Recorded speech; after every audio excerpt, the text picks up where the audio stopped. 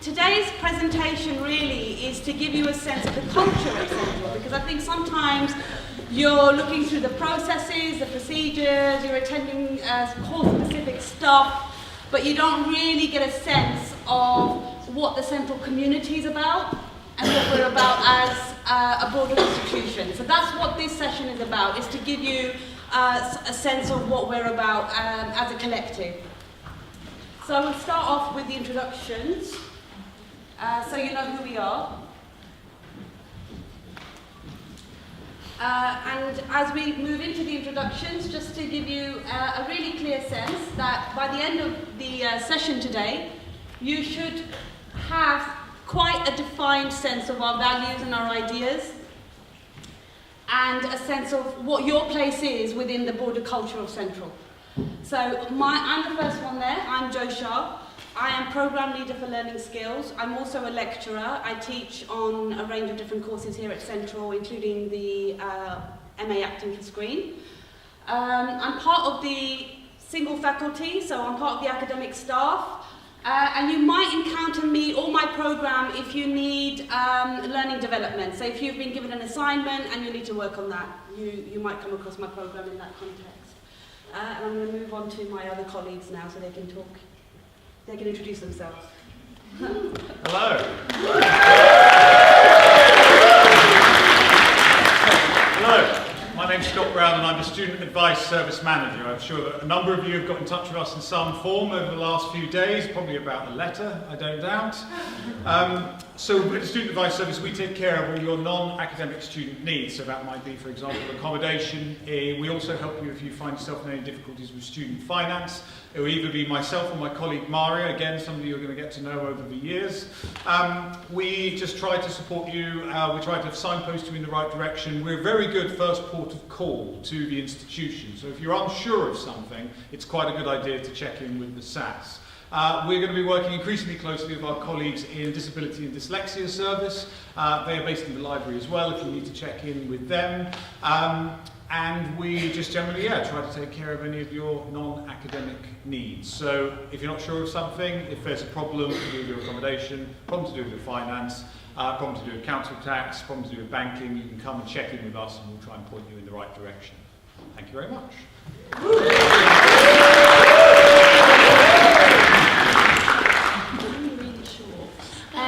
Hi, I'm Molly. I'm Women's Officer on the Student Union. I'm going to be talking to you today a bit about sexual harassment and the codes of conduct at Central, and you'll probably see me quite a bit throughout the year along with the other officers. I'm Kalea. I'm the Black and Ethnic Minorities Officer. And yeah, I'll be around all of this year. I'm going to be talking a little bit as well during this event, but I'll wait to let you know about what that's about. So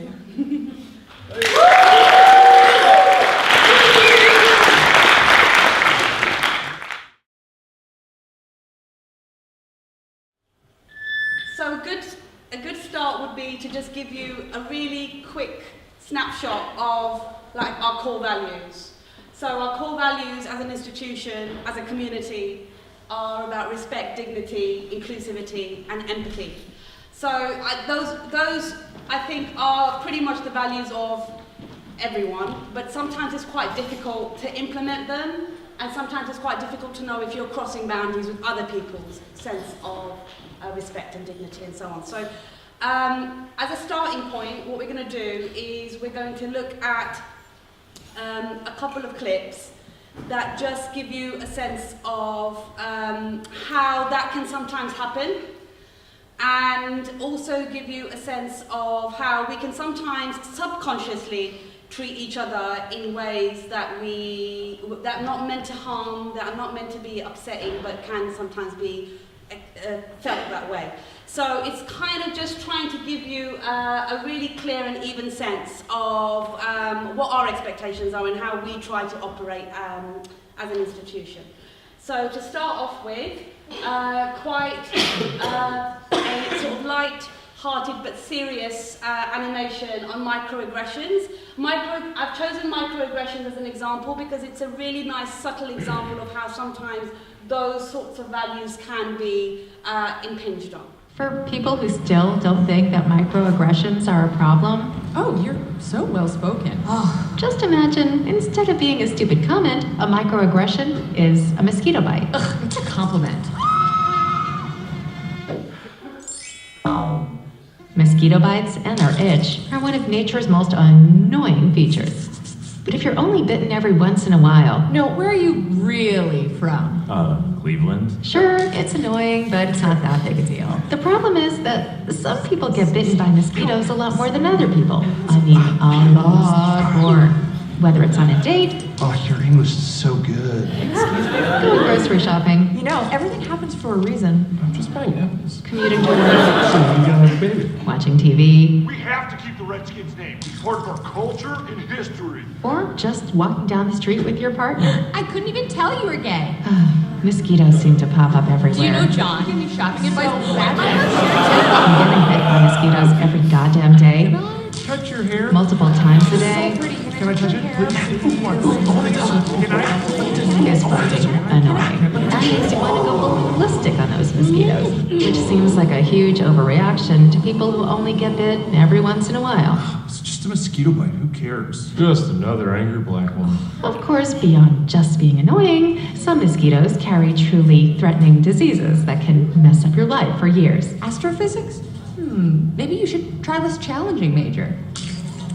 Ow. My dreams. And other mosquitoes carry strains that can even kill you. It looked like he was up to trouble, okay? I felt threatened. So next time you think someone's overreacting, just remember, some people experience mosquito bites all the time. You're all so exotic. Wow. And by mosquito bites, we mean microaggressions.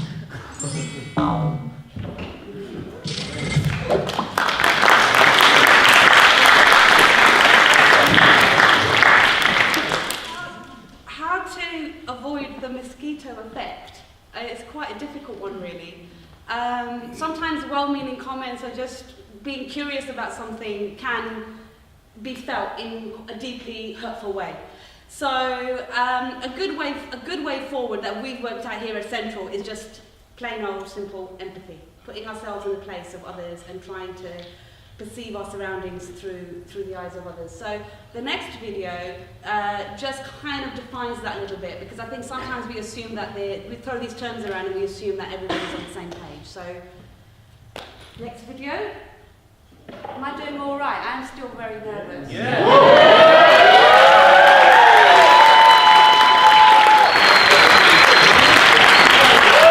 I have to say the camera's a lot closer than I realised as well. If I'd known, I would have put more makeup on. Oh, you're beautiful. The importance of empathy. We all live in our own version of reality. A reality that is limited by our senses, our temperament, and our own experiences. It is the only reality we will ever truly know. But it is crucial to our personal development, our relationships, and to society itself that we make the effort to try and experience other people's realities as well. This is done through empathy. Simply stated, empathy is an active attempt to understand another person's perspective, their emotions, and in essence, their reality. We are social animals, and our ability to communicate and understand each other's emotional states is key to maintaining our relationships. So it is little wonder that the ability to empathize is hardwired directly into our brains. One area that assists in this process is the right supramarginal gyrus, which helps us to distinguish our own emotional state from that of another person, and plays a key role in our ability to observe and assess what other people are experiencing. Studies from Neuron Science Journal suggest that we have systems of mirror neurons in our brains that cause us to mimic the actions of others. That is why when we see someone yawn, we will often yawn in reply. And when we observe someone experiencing joy or pain, we experience the same sensation to a certain extent. But these reactions are primarily driven by subconscious reflexes. In order to be truly empathic, you have to actively think beyond yourself and your own concerns. You can develop this empathic skill by practicing some simple habits. Be observant of others. We tend to spend the majority of our day dwelling on ourselves, caught up in our own daily routines and digital distractions. But taking the time to observe others around you is a good first step in developing your empathy. Watch and wonder. Try to focus on the person's state of being rather than categorizing or labeling them. Ask yourself, what kind of day are they having? How are they feeling? Challenge yourself to genuinely care about their well-being. Curiosity about others is the first step to expanding your empathy. Use active listening. During a conversation, especially a heated one, most people formulate their response before the other person even finishes their statement. This form of communication is more verbal combat than an exchange of ideas or opinions. Avoid this reflex by slowing down. Rather than rushing to reply, take a moment to consider the other person's statement. Ask follow-up questions to better understand what the speaker intended. Try to understand their emotional state and the deeper motivations behind their statement. What life experiences led them to their current worldview? Remember, you don't need to share someone's opinion in order to understand it and acknowledge it. And listening will help inform and expand your own opinion. Open up. Learning more about other people's experiences is a key element to seeing the world through someone else's eyes. But it is also important to open up about your own feelings and experiences. Empathy is a two-way street that at best is built upon mutual understanding. Through a combination of uncovering the deeper motivations of someone else's position and expressing our own underlying concerns, we often discover a shared commonality, even with those who hold different beliefs than ours. Through the practice of keeping an open mind, empathy helps us challenge prejudice, find commonality, and expand our moral universe. Without it, we are apt to label people outside our circle as the other, the problem, or the enemy. These labels draw lines in the sand that prevent us from moving forward or growing. It cuts us off from the realization that the human experience is a shared experience. We have much more in common than we think, and are really just seeing small variations of the same reality.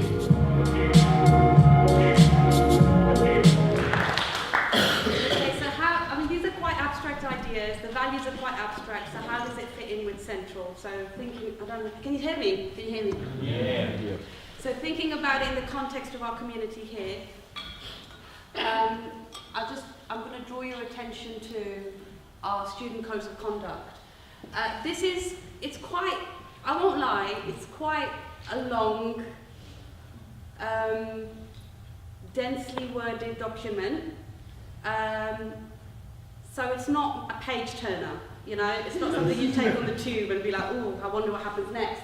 But you can use the contents page to just skip to the bits that you need, because you'll need different bits at different points in your learning journey.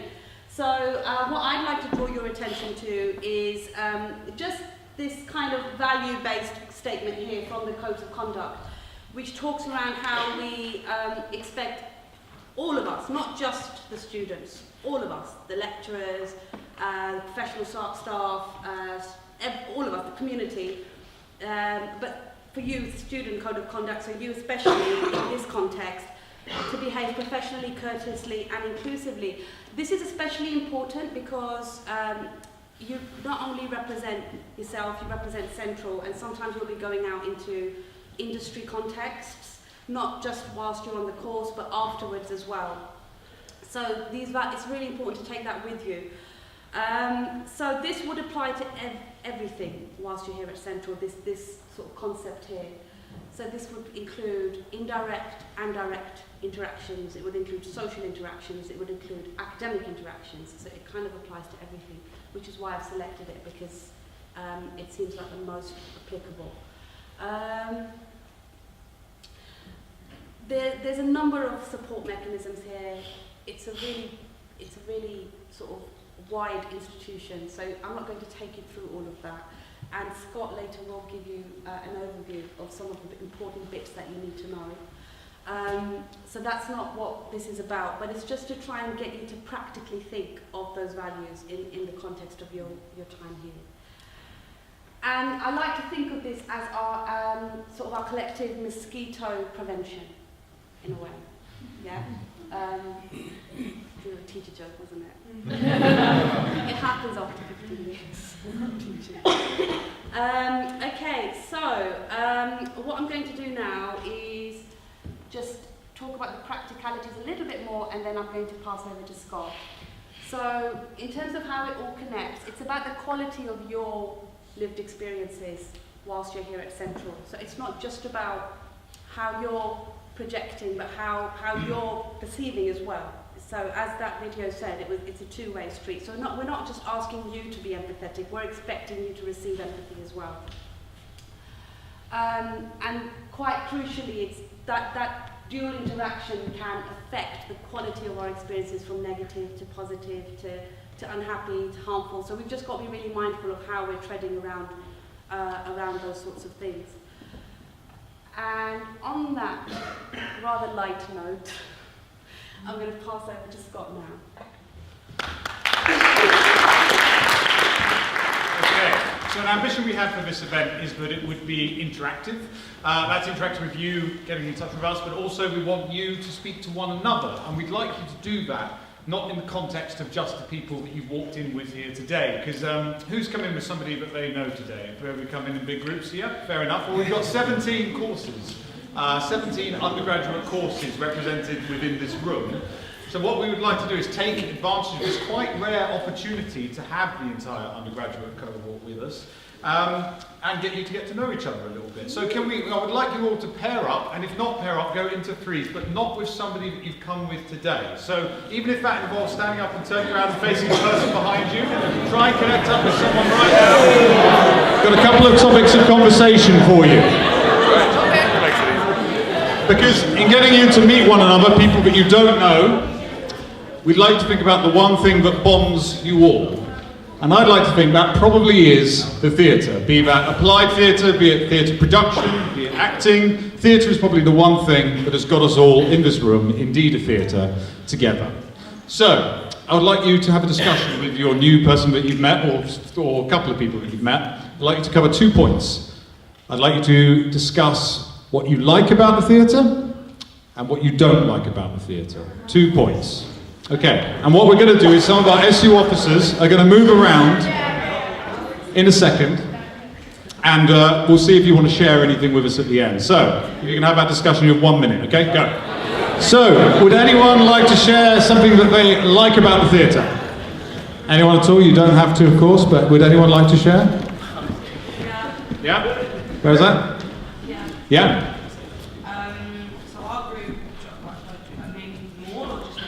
Well, just one. No, whatever you want. We said the anticipation of the actual production itself. You never know what you're going to watch before you've seen it, and then at the end of it, perspective on how it affected you. Thank you. Did you guys all catch that? No. It was the anticipation of the actual event itself, and then not knowing what you're going to get when it actually happens. Thank you very much. Anyone else? Anyone want to chuck one in? At the back there?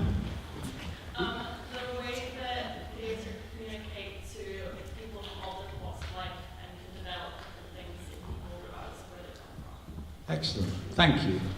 Cool. One more, and then we'll move on. The ability to put yourself in someone else's shoes and experience situations you've not gone through. Cool. Thank you. Excellent. Okay, so what did we have in the category of things that we don't like about the theatre? Yeah, so Veronica and I were talking a lot about kind of being humble, I guess. You know, she had some flatmates that go to RADA, and a lot of them are like, oh, I got to RADA, and I've done this, and I've done that. And it's okay, that's great. We all deserve to be here. We're all worthy of being here, and respecting and supporting each other rather than being like, Well, there's lots of competitiveness, isn't there? That's something that can be really quite toxic in the industry. Anyone else? It's exclusive. It's exclusive. Yep. Yeah. Fair enough. Thank you. You have to, even if, like, you have to have enough money to go to certain shows, and even if you do get a cheap show, most of the time I feel out of place. Thank you. Yeah. I think it's a good way to just get across a lot of people at one given time, just to get the information across to everyone. So that's a good thing about the theatre. Yeah. Cool. Do we have any more negative things about the theatre? Just stay on that for a second. Yeah. the lack of representation. Lack of representation. Absolutely. Cool. Thank you. Yeah. We had equal opportunity, biased opinions, and nepotism. Yeah. No, 100%. There's a few over here. We'll do a couple more from over here at the back, please. It creates a pretentious hierarchy, and then then you end up going to the theatre in a theatre building rather than having theatre in different places outside the theatre is cool, but it's not as cool. Thank you. One more, just last one there, please. People get resentful of one another's success instead of trying to build each other up. We see other people doing things that we wish we could be doing, and instead of thinking, wow, that's great, I can work harder to get this too, we think, well, why am I not out there doing it? And we resent that other person. Absolutely. Thank you, guys. That's really, really great. Thank you for sharing those. So some positives and some negatives. I think it's quite good to consider the theatre quite critically. I think that's important. I think it's an important moment for you guys to do that as well. Some things that I think, I'm very passionate about theatre. I love it very much. However, there are some things about it which I find very problematic. The good things, opportunities for creativity. The downside is it can be a very challenging environment. It's quite unique in its demands. There are very few work environments that require the same thing that theatre does. And there's very few organisational structures that follow the same thing that the theatre requires. I like working alongside theatre people as well, but sometimes they can be quite challenging too. However, there are some quite serious issues in the theatre, and a lot of those problems have appeared to be specific within the last 11.5 months. Now, it's at this point where I'd like you to, if you have got an envelope, if you could get it out and hold it up, please. Just make sure it all spread around. Now, just by way of a trigger warning, the content of those envelopes is a number of articles from the media, all published within the last 11.5 months, affecting London theatre, affecting UK's theatre, the theatre industry, theatre production, writing, performance, every aspect is addressed. The contents of the envelope are not the same in each of them. They are a mixture of articles. Now what I'd like you to do is have a look inside them, but one last point in terms of the trigger warning, they do contain references to sexual assault, to bullying, to harassment, to sexual harassment, and they all exist within the last 11.5 months. Now what I'd like you to do is to have a read through them, and my lovely SU colleagues are going to make their way around the theatre, and if you have any words that you'd like to say in response to any of those articles, they're going to note them down and bring them back, and we might read out a few of them. So if you can have a look, please, respond to the guys in the SU, and then we'll be having a little chat about some of those responses. Just by way of curiosity, are these stories familiar to lots of you? Have you seen them before? Can you raise your hand if you've seen them in the media? Lots reported. Anything within the pack that you didn't know about? Again, raise your hand if you weren't sure about if there's something new within the pack. We tried to make sure that it covered a range of different areas of the theatre, a number of different responses from a number of different institutions. Okay, so have I got my SU officers back? Yeah. Excellent. Would anyone like to share any particular words? Like, have a look through them if there's any ones that you particularly want to pick out. We're only going to read out a few of them, but thank you everyone for sharing. We're just quite curious to hear your responses. So I might pass the microphone around if that's all right. So some of the ones that I got were shocking, common, inherent, and learnt behaviour. Some of the ones that I had were unsurprising, taboo, pressure, exploitation, and opportunistic. Pertinent, about time, hope, vulnerability for the victims, and necessary. Humiliation, exploitation. Growing faith in the support growing within the community.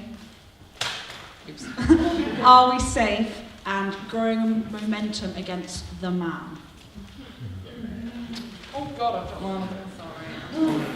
Sorry. Bullied whilst touring a children's theatre show. Because theatre's not a non-conventional workplace, people might think they can get away with it. I just got a lot of stuff about like brushing things under the carpet and people turning a blind eye and like letting these things go on time after time because it's easier. last one I got was, are we safe?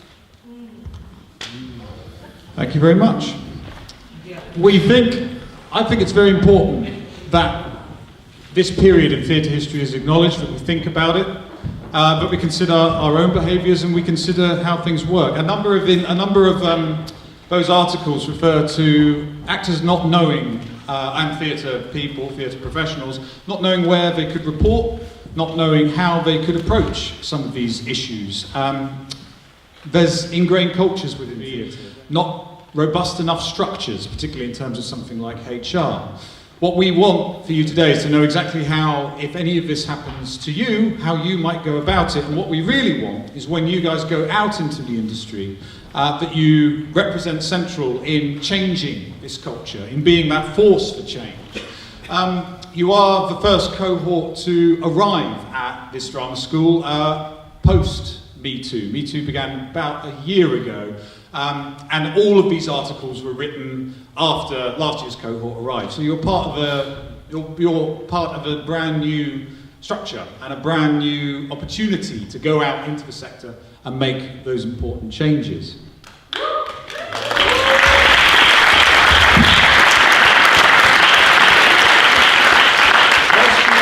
Whilst you're with us, we'll work to best practice, and then you take that best practice. But what all of you have to do is also work out what is best practice for you. And also we want to try and make sure that there isn't any bystanderism, that you guys are supporting one another, and that you can be in that dialogue with us so we can support you. We really do want to make a big change, and you are the guys that are going to go out there and do it. So thank you for sharing that. Do feel free to keep the articles. If you'd like to put them back in the envelope, can you just make sure you throw them out on the way out? But if you want to keep them, please do. I didn't realise you could do this. I'm going to do this now. Okay, so one of the observations from our SU officers was around brushing things under the carpet. So in the interest of transparency, we're not going to paint a really rosy picture and tell you that things are always really wonderful in slow motion and fantastic and all rainbowy when you're here. Things can go wrong. And we're going to share a little bit of that with you, actually. So what's going to happen now is we're going to move into two performative testimonies of former students. I don't know the student status. It's anonymous, but these two students had quite negative experiences, and those will be shared. And then it will move over to SU, who will give you a little bit of context around that and explain the circumstances under which those testimonies were gathered and what that was about. Okay, so over to you. Coming to Central was something that's been on my mind since I was 18 and I came to an open day. Drama was relatively new to me as I only started studying it at the age of 15, but knew it was something that I really wanted to do. Out of all the universities, Central was one that stood out to me the most. But discovering that I had cancer at the age of 19 caused me to put my dreams on hold as my life got turned upside down. Therefore, I came to Central a few years later than I had wanted to. When I started, I did notice that the racial diversity was better than other drama schools, but as time went on, there seemed to be some tension that built up within the class. Where the discussions we were having in lectures were quite intense and people had at times strong opinions, I think I felt like there was a minority in a way that I haven't been in a long time, even though I grew up in a predominantly white area. There were a lot of instances where people felt excluded from certain activities, and it seemed that the one thing we had in common was the colour of our skin. Even though this came as quite a shock to me, the lecturers were really open and I felt I could go to them for advice. They were very open and acknowledged how we had felt and were there for support if we needed it. But also made us aware that this may be part of our experience within life and we need to build up the tools to be able to handle situations where we feel uncomfortable with. This experience has taught me so much and I feel I'm able to navigate my way within the university better. To be able to take responsibility on that I'm able to see this as part of my experience and be able to use this as with my work. And be able to use this with my work and produce something positive. In the beginning of the first term, we were divided into groups to do a small assignment. One of the group members, a local, would only talk to the people who speak English as a first language, meaning she'd only look at them when talking and completely ignore the three of us international students.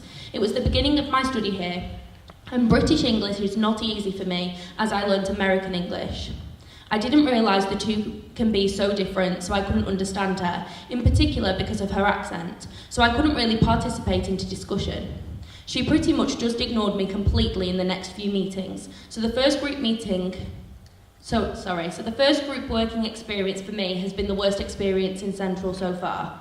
In the second group project, the experience was not good either. Not because anyone was being unfriendly to me on purpose, I was the only one whose English is not mother tongue, but because lots of them speak really quick and sometimes unclearly. There are too many things I don't understand to ask one by one. And one time when I tried to say my idea, some of them clearly not interested in mine, which I understand. But instead of listening to me talking, they start to draw something on their notebook. I don't think they did this on purpose, these are probably just habitable behaviours. Compared to these students, the female student in the first group seems to do it on purpose, because when she sees me, the expression on her face is like, I don't want to see you. At least the students in the second group will say hello to me, being friendly when they see me, but again, I felt ignored and not respected. These two group experiences made the first term quite hard and has left me with really bad impression in general about Central, to be honest. I feel okay now after being here for 2 terms, but Central still gives me the feelings that I don't really be part of this big community. It's as if being an ethnic minority, I don't speak the same language with the majority. Of course, the big cultural difference and language are important to consider, but Central is just not as international as I expected, so there are some difficulties for me as a foreign student.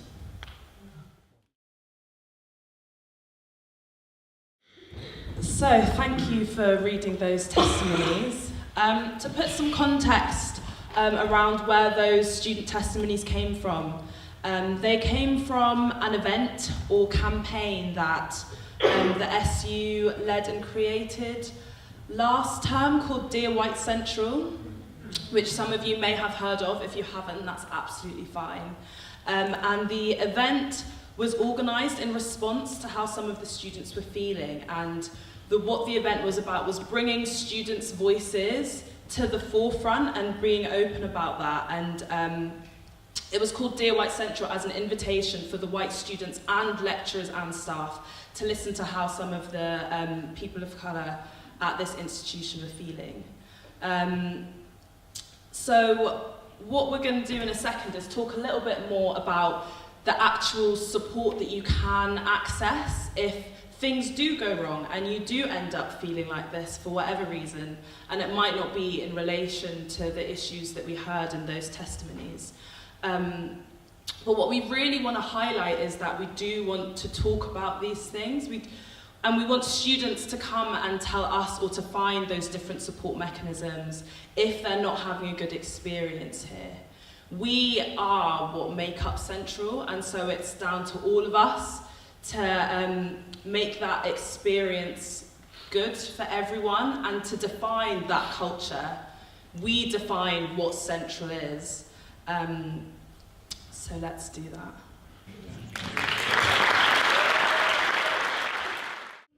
Looking at those 2 testimonies in a little bit more detail,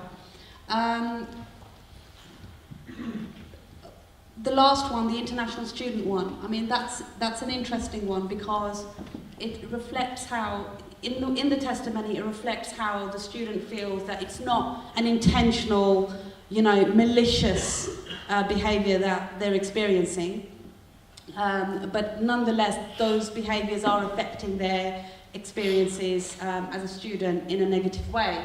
So it's kind of joining up those different abstract concepts we looked at the beginning. So the idea of empathy, for example. So if perhaps that person's peers had empathised with the fact that this person speaks English as an additional language, and it is quite hard to synthesise between different languages. And there are certain words which exist in one language may not exist in another language, and you're constantly moving between that. It's quite difficult. So if that realisation, that empathy had occurred, perhaps there would have been a bit more of a considered approach in those sessions. Similarly, the response before, and the idea of feeling excluded or othered because of the colour of your skin. Again, this concept that, you know, you've got like black, white, this binary, and you know, this binary idea, and it's actually trying as a community to think of ourselves as a whole and think of everyone here as an important and integral part of that. So again, this idea of valuing, respecting, dignity, and especially when we may not have exposures to other cultures or other ethnicities, keeping in mind that, you know, our peer is not our kind of, you know, our guinea pig or our experimentation sort of platform for ideas. You know, they're not there to speak for an entire community, and they're not there to educate you about where they come from or who they are. So I think it's kind of keeping all of that in mind, because those sorts of conversations can end up being quite offensive to the people that are having them. I think essentially, Scott will talk a little bit more about the detailed systems, but just to give you a sense, it's quite important to just think of it as informal support. So sometimes you don't want to go through a formal procedure, in which case a conversation, you know, might help. Or you might just want to talk something through. Or going back to Scott's point about not being a bystander, you might have observed something that you think needs to be highlighted. So do make use of the SU in those capacities, and do make use of our systems as well. But essentially it's about talking, trusting and sharing. It's trusting that the information you share will be treated ethically and with good intention to help make change. And most importantly, it's about accessing your rights as a student. So everyone here today, you're all absolutely lovely, by the way, I have to say. That's why you can see I'm not as nervous now. You're all lovely. So all of you deserve to feel valued and as if you belong here, you know, as part of our community. And that involves a process of accessing your rights. And we want to help you do that. That's really important. So what I'm going to do now is my final bit. Is I'm going to, before I hand over, I'm going to just try and interrogate some of those ideas around where our thinking comes from sometimes, or where our biases sometimes come from, because I think a lot of the times it is subconscious. We don't even realise that we hold certain views or perspectives. So it's quite interesting to actually pick that apart sometimes and think about it from a different lens. For those of you that ever did media studies, you're probably recognising elements of that in this segment. I do admit, I used to be a media teacher. I just can't help myself, sorry. So what we'll do is we're going to talk around this, we're going back to the abstract now. So we're going to talk about it in quite an abstract way. So I think what was quite important is to think about where our ideas are coming from. They might be through our environments, our friends, our families, the media that we consume, the environment that we live in, the neighbourhoods where we are, where we grew up, the schools we went to. And also to question what kind of biases we hold. And those biases can be held by everybody. Yeah? So I can give you just an example that comes off the top of my head. Is I've got distant family in India. I've got distant family in Pakistan. I've never met any of them, but I know they hate each other. They're related, but they hate each other because of like a national issue. So they have prejudices about each other. So what I'm trying to do there is I'm giving you an example of people of colour that will hold prejudices or quite kind of, you know, biases about each other. So it's not just saying that, you know, biases are held by particular demographics. Biases can be held by everybody. So it's actually unpicking that and thinking about that in a little bit more detail. What biases do we hold? And how can our biases affect each other? So, for example, sometimes unknowingly or unwittingly we might make comments or generalizations And sometimes we are around people that we don't actually know might affiliate or belong to particular communities or groups, but they haven't disclosed or you don't know, and comments that you're making could be felt quite deeply. So I think it's always questioning your own biases, and that's actually quite a difficult thing to do. I'm not going to lie, it is really hard. It's really hard to sit down and critique yourself. But if it can help you feel like you're being quite neutral and quite balanced and having a more positive peer experience, then I think it's worth going for that. I'm going to show you 3 examples of how 3 different groups are represented in the media to give you more of a conscious sense of perhaps some of the biases that you might hold or that you've been exposed to yourself or that you know exist. And we're just going to unpick how these biases are constructed, represented or represented, and then how we're sort of sometimes subconsciously absorbing these and then forming our own worldviews about communities that we may never even meet. So we'll start off with the Gypsy Traveller community.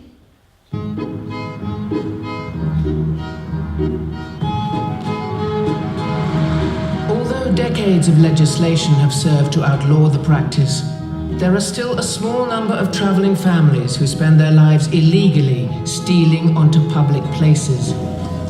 It is an endless cycle of invasion and eviction. The travellers against the council whose job it is to remove them. The hunter... Okay, I don't have to go through that whole clip. I think it gives quite a clear sense already. Did any of you pick up on any of the words that were used in the opening sequence? Yeah, can you just shout them out? Stealing! Yeah, absolutely. So you got stealing, you got invasion, eviction, illegal. You've got all these different terms being thrown around, and these are very value-laden words. These are not neutral, unbiased words. These are not the types of words that you would have on the news, right? So already you're being encouraged to form a certain opinion about a group. Yeah? Oh, I was just thinking, like, in the news you get bad words. Well, if you're watching Fox especially. That's on tape.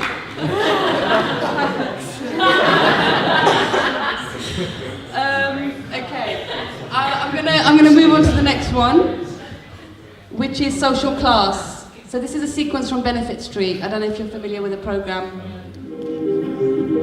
Unemployed. You see this street here? James Turner Street was one of the best streets. Unemployed. No, one of the worst. James Turner Street in Birmingham is not your average street. There are 99 houses, 13 nationalities, and most of the residents are claiming benefits. Is that a positive representation of working class people in the UK? Well, if we had to try and find ways of kind of classifying, let's think of it in a classifying way, because let's be honest, that's often what the media does, doesn't it? It can be film, theatre, television, it doesn't matter. Quite often things are classified in very simplistic binary ways, aren't they? Right? So if we had to think of definitions, I can throw one out there. Sort of unethical, sort of benefit scroungers, that type of representation. Can you think of any others that came up from that? Uneducated. Lazy. Exactly. So it's like ignorant, lazy, and you've got this idea that, you know what, this is like a scourge for the nation, you know, it's, you know, gender, ethnicity, all of that stuff's irrelevant. It's actually this class of people that is the issue. And then you've got the name of the programme, which is Benefit Street. So it's thinking around how these representations are constructed. You don't even have to be like listening to what they're saying, just the music and the tone of the look. Like it's not a sunny day there, it's quite dark. They're setting a subconscious. Excellent, exactly. And so these subconscious messages, you know, if I'm drawing attention to this now in a very media teachery way, one has to question how many of these messages and values, these subconscious messages and values, are being constructed and mediated to us on a daily basis through different channels. So that is why it's quite a useful technique to critically reflect on one's own sense of worldview and one's own biases. Like, where is this information coming from? You know, that's really, really important. Okay, and then finally, my personal bugbear. I hate this program with a passion. I should, again, I keep doing this. It's Citizen Khan. I'm going to try my best poker face now. As a second generation Asian Brit, I'm going to try my best poker face. Okay.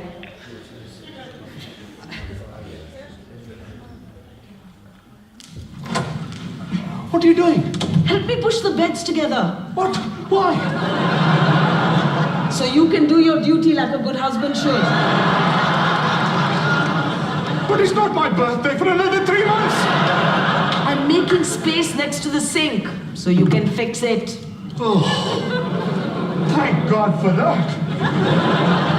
Have you thought any more about where we're going on our holidays this year? Your husband is a very busy man, my darling. I haven't got time to think about holidays.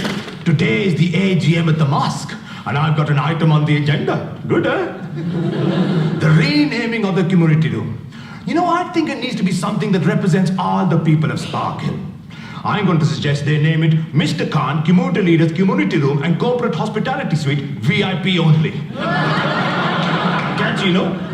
This will be a lot. So that's a tricky one, actually, because you've got someone who's clearly appears to be of Asian origin playing a stereotypical Asian character, and that's a little bit harder to unpick, but it's still contributing towards that broader stereotyping, isn't it? So can you think of any examples from that scene which reinforce negative stereotypes of Asian British people? Yeah.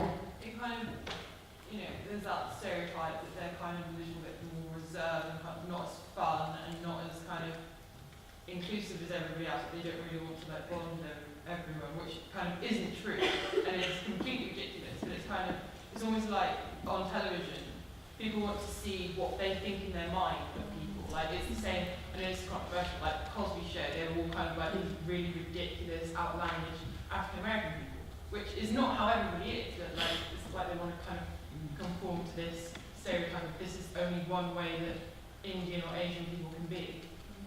It's an interesting one. You had your hand up. Which one? Yeah. I was going to say the same thing. Okay. Just like the way that they were, like the whole AGM at the mosque thing, like the mosque is somewhere that people go to worship and to pray, and it's like being stereotyped as a place where people go and have meetings about things with funny names. Like, that's not at all what it is, and it's a home for some people, and it's a place of worship and prayer. Absolutely, it's reinforcing that stereotype, isn't it? That it might be a place that to be afraid of because the people get there and have meetings about things, Good. Yep. There's also stereotyping the sexual compounds of their relationship as men and women as well. Like, just because they're older, they have 2 separate beds and they don't sleep together. He necessarily doesn't want to sleep with his wife, and that's a funny thing. And that's not the case at all. Every relationship is sexually. Well, it's also reinforcing the stereotype of Asian people being as sexually repressed. Repressed, yeah, exactly. Yeah, so this idea that, sex just doesn't happen in Asian families. I don't know how the kids happen, though. Yep, and then check shirt, and then you, and then walk closer, and then you. Do you know what? These glasses are clearly working for my fun and cheese. Right, okay, so I've given you the order, so... I think also that because they're being racist or being for themselves, like, I'm Mexican, and if I make a joke about myself, then maybe for other people it's okay, to make Sure. a joke for myself. So, bad for their own race, their own ways of living, yeah. Sure. Yeah, I can see what you mean there. It's like reinforcing the stereotype rather than changing it. Also, it makes it like okay because they're okay. Of colour, so they're of colour, so they make those jokes about themselves. So that is sure. okay, I guess, Sure. right? But it's also on the BBC, which is quite a mainstream channel, so yeah. And then the next person was, yeah. It sort of reinforces those sort of typical gender roles that the man has to be the one that does the plumbing and fixes sort of the sink and stuff, while the woman sort of moves the bed out of the way for him. And I just think that it sort of reinforces those sort of stereotypical gender roles. Absolutely, 100%. And it's also reinforcing the idea that, again, the Asian community hasn't moved with the times and is very misogynistic and patriarchal and is quite suppressive of women. And then there was, yeah. Yeah, I think even aside from like the script and the way these characters are portrayed, it's the way they use the laugh track. Yeah. Like the male character walked through the door and said something completely mundane, and then there was like immediately afterwards there was a chorus of laughter, and I just didn't get it.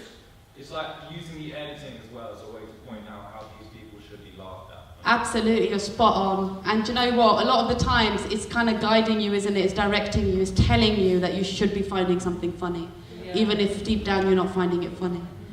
That's an excellent point. And then, yes? Well, like, as a person who is of the South Asian, like, community and watching this and, like, being an actor, just, like, you know, this is not what I want to end up doing. Like, it's not, the gender roles and the stereotypes, that certainly doesn't work in my own house back home where I live with my grandparents and stuff.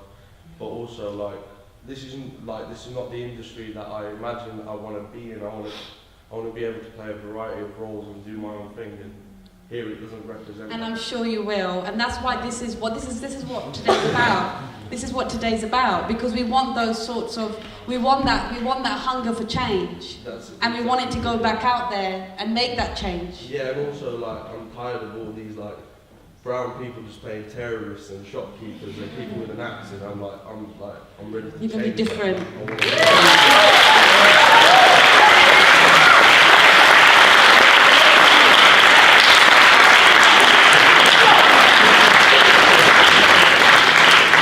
Riz Ahmed's one of ours, and he's done that, so yeah, it's possible. Okay, so that's kind of my bit, really, and then I'm going to pass it over to my colleagues. But what I will say is, it's really, really important for you to think about not just your place here, not just, oh, I'm on a course, I'm going to do this for X amount of time, and then I'm going to leave and try and find a job. Like, make sure that the way you're positioning yourself in a more meaningful way, because I think that's really important, because you're really important, and you kind of, you owe that to yourself and to those around you. So, on that note, it's a bye for me. I will see you around. You were absolutely lovely. Thank you.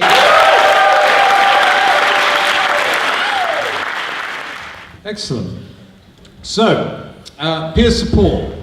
I run a training program here at Central called Looking After Your Mate. That was founded by Student Minds, which is the only, the biggest certainly, student mental health charity in the country. And I run a training program which I'm delivering to all these wonderful SU officers, and then we'll be opening up for the school to have, I'll be running sessions probably in evenings for you guys to have. And it's a training program called Looking After Your Mate. And it's about supporting one another. So I'm going to start with the way that the training begins, which is a quiz question. So you guys can all vote with your hands. So the question is, in a 2014 survey by the Equality Challenge Unit, what percentage of student respondents who had experienced mental health difficulties had disclosed this to a fellow student? A, 10%, B, 30%, C, 75%, or D, 90%.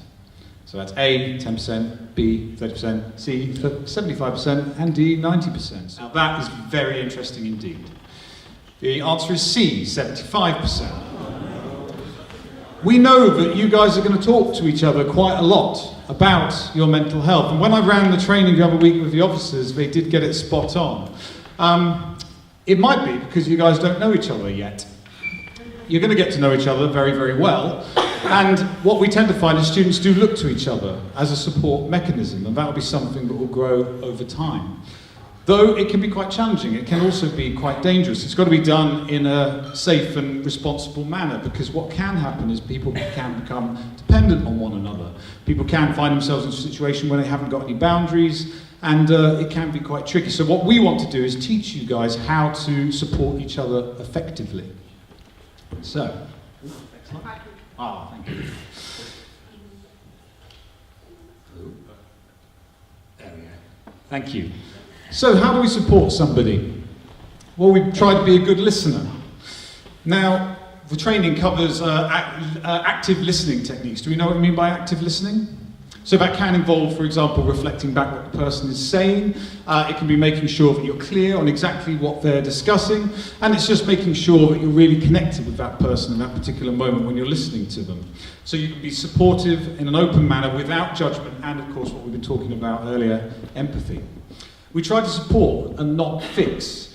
Fixing can be something that we fall back on. We can want to try and solve a situation. But often if somebody is telling us that they're not doing very well at the moment and they're struggling, and we're trying to think of ways that we can fix them, we're often not really listening to what they're saying. We're trying to come up with the one single idea that might be able to solve all of their problems. And often with a student who is struggling, particularly with mental health difficulties, there isn't necessarily a fix available.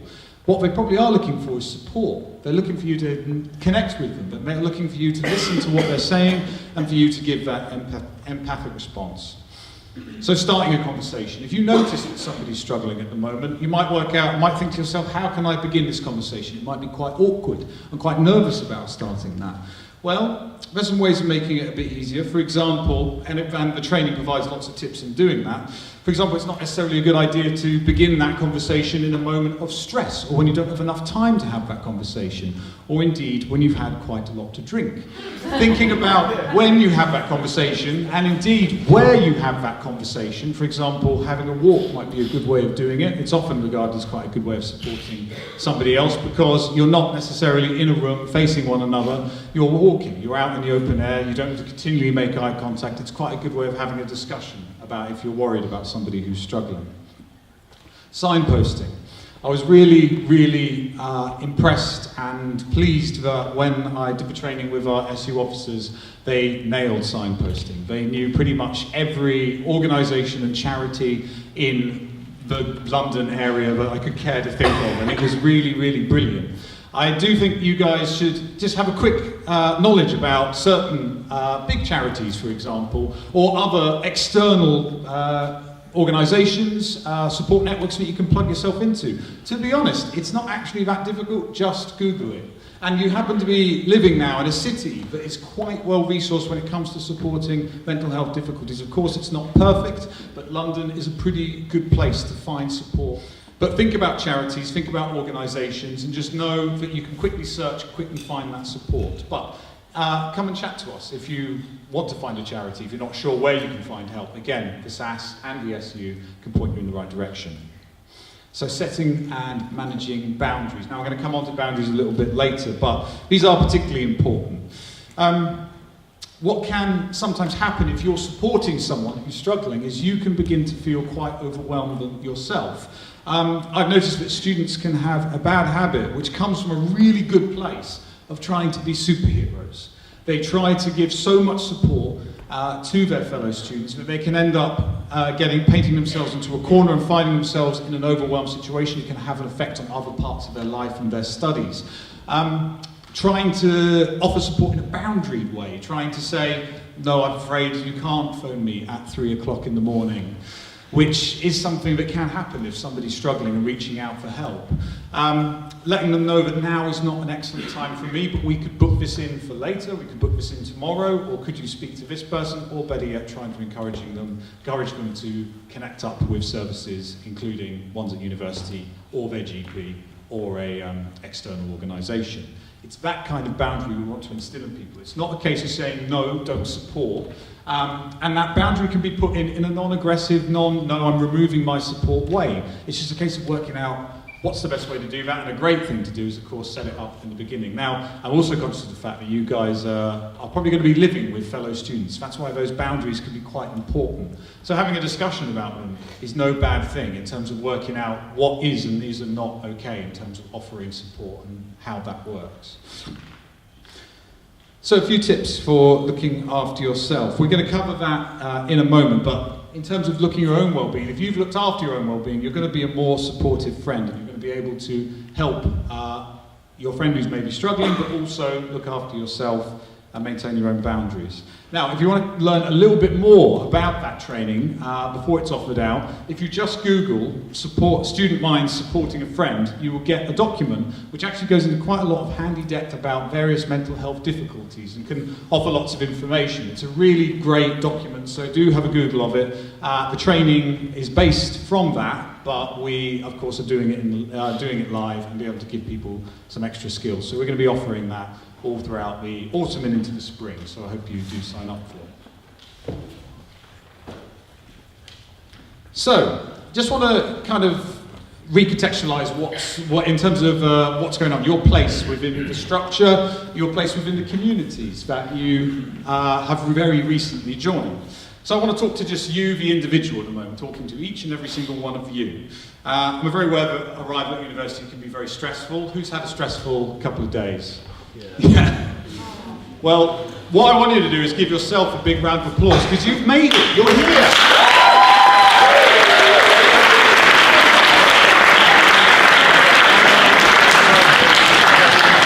You registered. You're in the embassy. You're actually here. Well done. You should be very pleased. We're here to advise you. There are some moments where you might need support, where we're going to need to advise you individually. Sometimes students can want to come with us in order to come with another student to get advice, but really we want to get things in place for you. So you need to think about what support you might need at various points. So we have, for example, learning skills. You might want to engage with them in terms of any kind of support with your learning that you might need. We have DDS, so for example, if you are eligible for DSA funding, if you want support with a disability, if you want support with dyslexia, there's tutoring and mentoring and screening and extra support that can be put in place for you. It's just a case of you engaging with that particular office, and that's something that I strongly suggest that you do. Here at Central, we take supporting neurodiverse students very seriously. It's just a case of you stepping into that office to make that engagement or dropping an email to the Learning Centre in order to begin that process of getting help. And as I say, with the SAS, we're here supporting all of your non-academic needs. But if you just want pointing in the right direction, just come and see us. It's the fastest way. We can then refer you to the right place. So that's you, the individual. That's who we've just spoken to. So you, the course, who sat in courses? We got a few people sat in sort of course groups. Yeah, just going around. So you're going to get to know these people extremely well. It's worth thinking. 2 contingents.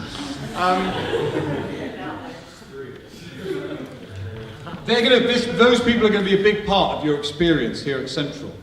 You're going to have highs and you're going to have lows together. You might be quite nervous about meeting these individuals, and you're going to be working incredibly hard over the next 3 years together. What we want is for you to communicate well.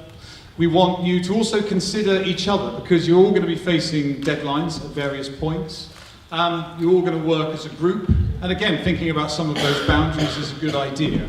So just remember you're part of that singular community, but you're part of a bigger community, the community of your school, and that's why it's really great to have you all here together, not just single courses, because you are all sharing this building. You're all going to be working together at various points as well, working with deadlines on shows, collaborating on occasions, and just remembering that you need to support one another. If you see somebody who's perhaps looking a little bit low, checking in with them. And also just making sure that you engage with the school in a wider context. And a big part of that is your SU, who of course overarch all of these courses as well. So remembering that they're a place where you can get involved in fun activities, you can get involved in campaigns, where you can indeed get involved in the running of the SU yourself by putting yourself up for nominations each year. They're a really wonderful resource, and we strongly suggest that you engage with them. And it's one of those bigger things as part of the community of our school. A community that stretches over Central into other conservatoires and then stretches into the industry. So just a quick reminder about where we are with that. So how do we manage our own well-being? What strategies do you have for managing your own well-being? You guys would have been through an awful lot of stress in order to get here. You would have been through an awful lot of stress in order to make your way through the examinations that might have got you in here.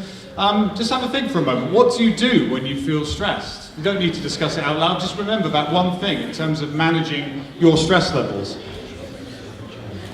Is it exercise, for example? That works for lots of people. Is it doing things that you enjoy, like going to the theatre, going to the cinema, socialising with friends?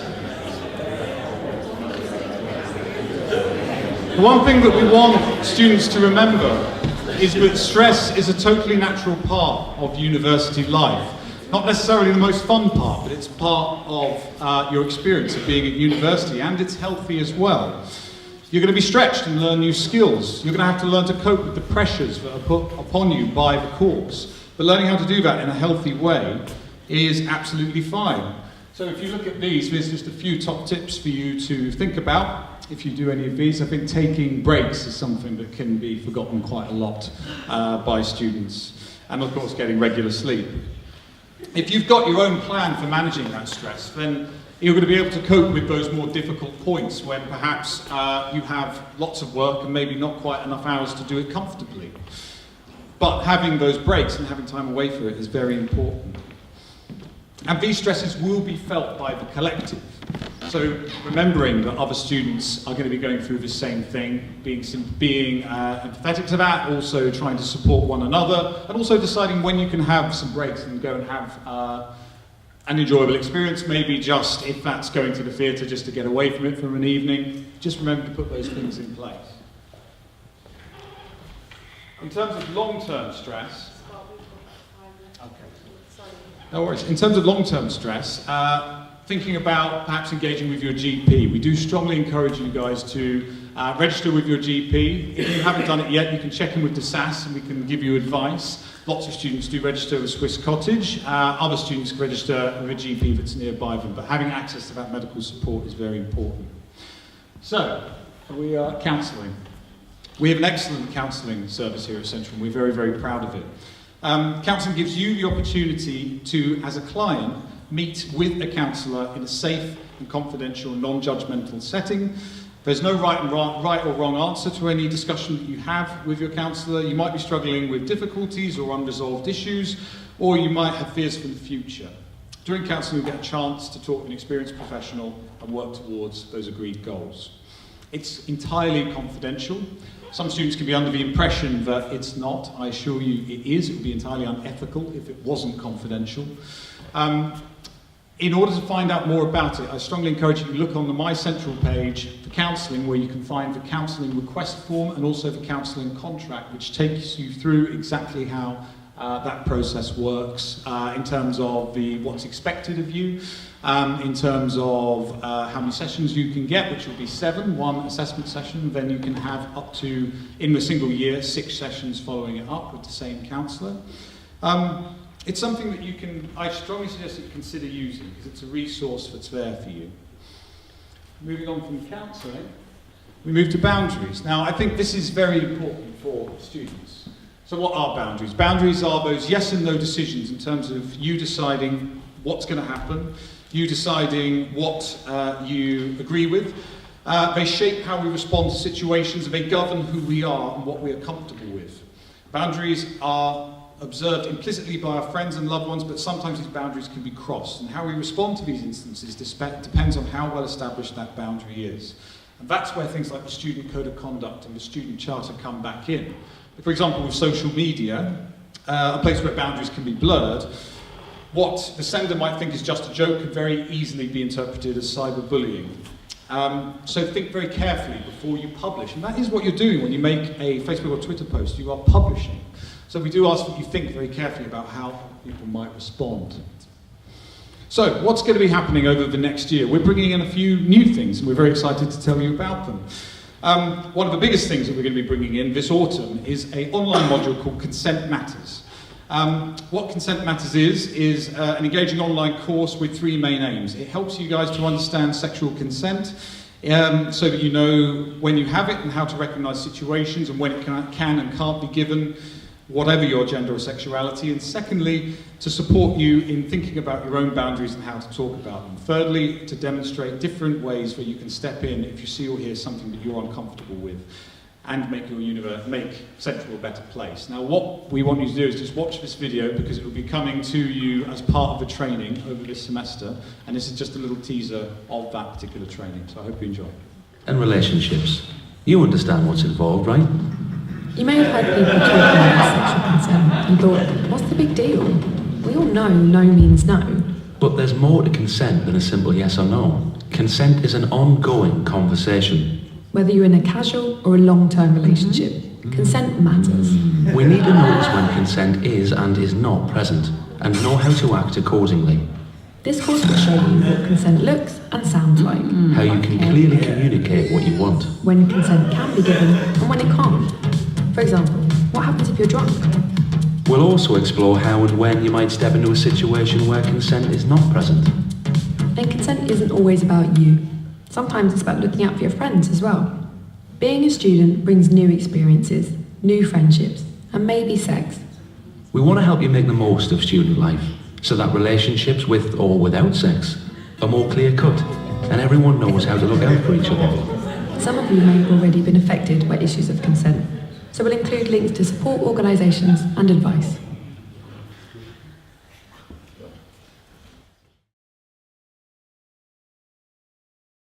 So, one of the things that was brought up in that video is regarding sexual harassment, what do we do when we're drunk? That video doesn't necessarily answer the question, so I'm going to try and do that as best as possible. You'll see me throughout the year doing a lot of different things regarding sexual harassment at Central. So, obviously, being drunk is going to be something that I'm sure a lot of you will be involved in over the next 2 weeks.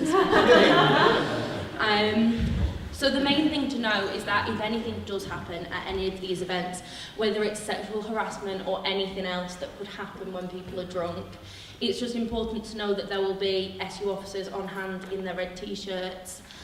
You can also always speak to the people running the venue that you're in, if you're in a bar or if you're somewhere off campus. And this support is also available to you after an event if you need it.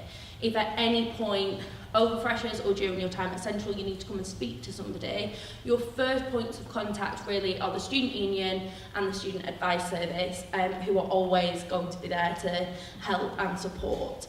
Now, in terms of explaining the things that you may need us for regarding sexual harassment, I'm going to share a little analogy with you. It's a fantastic one that I've recently come across on Twitter. A lot of you may have heard before of the cup of tea analogy. Are people familiar with that one? Okay, this one's slightly different. It's called the £5 analogy. I don't know if people have come across this one as well. Some of my other officers are going to help me, mainly because they're date students and we don't often get a chance to speak in the embassy, so they all want to be involved.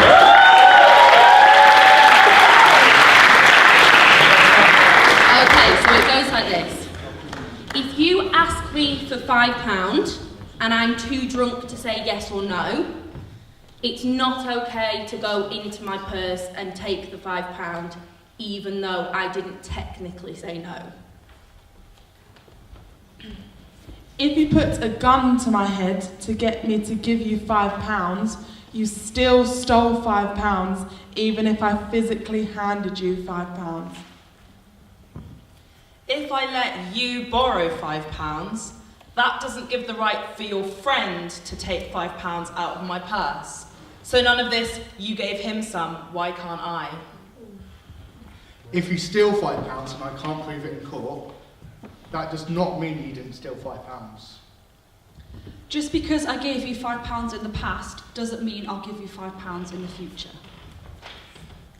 Okay, so those points are kind of more tailored towards the idea of a sexual assault. So I've added some more to it to try and explain sexual harassment, because it's something that can often be quite confusing. Everybody has their own kind of definitions of what sexual harassment is, and that's fine. But hopefully these will try and clear things up a little bit. So, if you ask me for £5 and I say no, and you repeatedly ask me for £5 all evening, this is not okay. Putting your hand in my purse and threatening to take £5 is still not okay, even if you don't actually take the £5. And if you see someone stealing or trying to steal £5 from another person, tell someone. So this is a really important thing for freshers. The main thing that I always say is, if it doesn't feel right, chances are it's not right. And that can be whether it's happening to you or happening to somebody else. If you see something and it doesn't look okay, just tell an SU officer. That's all you have to do. It doesn't have to then become your responsibility. We can deal with that. We can speak to people at the venue. We can pass those things on. But the most important thing is that you give us that information, because for all you know, the next day somebody might come forward and say, this happened to me last night and I need to talk to somebody, and having your account of it from the night before could actually be really useful. So quickly just following on from that, this topic has a lot to do with kind of what I do on the student union. Last year, our previous women's officer launched a campaign called Central Says Enough. I don't know if people have heard of it. It's kind of floating around the school. This campaign looked at improving policies at Central that protect staff, students and visitors from sexual harassment on campus. The campaign has been recognised by the Mayor of London, who visited Central and spoke to students about his own campaigns and funding to support women and girls in preventing sexual harassment and violence. This campaign will be continuing this year, and we ask that new students sign one of our pledges. If you want to sign a pledge, or you want a badge, or you just want to have a chat about it, I'm going to be in the atrium afterwards with all my things about Central Says Enough, so please come and chat to me. So it's been set up, there's policies in place, there's different various aspects of training and things happening, but the campaign is only as good as the support is from new students. If students don't engage with it, it doesn't really work. So at some point I would encourage you all to come and have a chat. I'll be in the atrium afterwards, but I will also be at a stand at Freshers' Fair tomorrow if you'd like to catch me and talk to me about it then. So that's everything from me. That's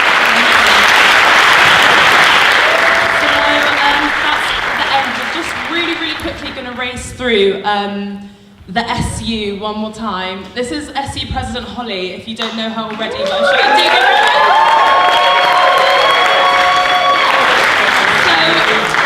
Over freshers, you've seen all us SU officers around quite a lot. We've been organising these really great events for you. I hope you've had a really good time.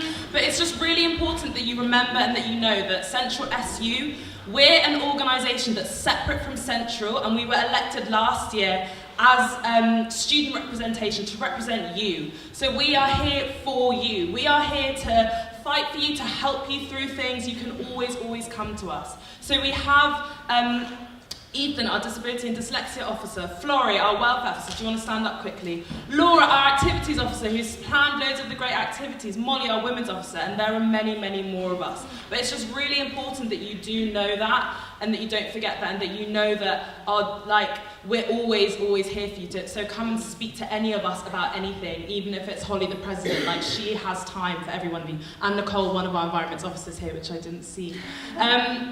So I just want to say thank you so much for coming today. I know some of this stuff can sometimes feel like you're going over things, or it's like, oh, we're talking about these things again, but they're actually really important. We all come from different places and different backgrounds, and that's good, and that's exciting, but that also means that we do need to revise these things, and they are important.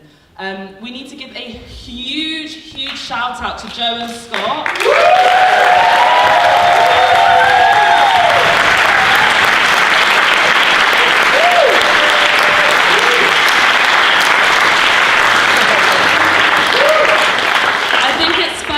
say that they saw the necessity of an event like this for freshers after a lot of the campaigns that happened at Central this year, including Central Says Enough and Dear White Central, but just in response to the industry and everything we were talking about before, is that we are Central, we create the culture, but we are also the industry, and the culture that we create here is the culture that we want to take out there. So let's just really remember that. Thank you guys so much.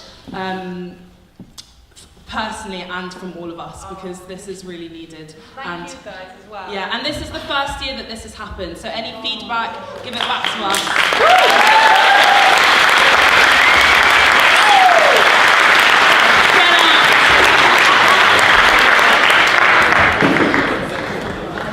Okay. 2 seconds, guys. Freeze. Cool. Just want to say thank you so much for coming today, and welcome to Central. There's a couple more things just that are coming up in 2018. We're going to be launching something on my Central called Report and Support. We'll be sending you lots of emails about that. That's going to give you lots of information. If you ever find yourself in any difficulties, you can jump on that. It's going to give you lots of advice. We're also launching a new thing called Support Advisors, where you can request a meeting with a member of staff. You can make special requests about exactly who you meet, for example, which gender, which ethnicity, and you'll be able to meet with that member of staff to discuss any difficulties that you're having. You're going to receive emails about this in the future. Just want to say thank you so much to everyone from the SU, because you've been absolutely wonderful this afternoon.